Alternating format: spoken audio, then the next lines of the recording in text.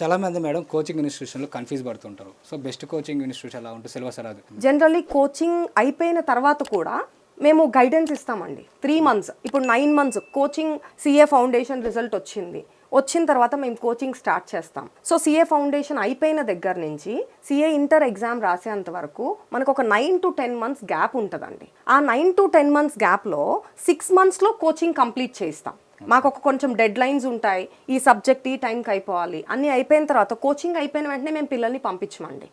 ఆ తర్వాత కోచింగ్ అయిపోయిన డేట్ దగ్గర నుంచి ఐసీఐ ఎగ్జామ్ కండక్ట్ చేసే డేట్ వరకు మాకు రివిజన్ షెడ్యూల్స్ ఉంటాయి. ఆ రివిజన్ షెడ్యూల్స్లో ఏ రోజు ఏది చదవాలి, సో ఒక వీక్కి ఒక 2 ఎగ్జామ్స్ కూడా కండక్ట్ చేస్తాము.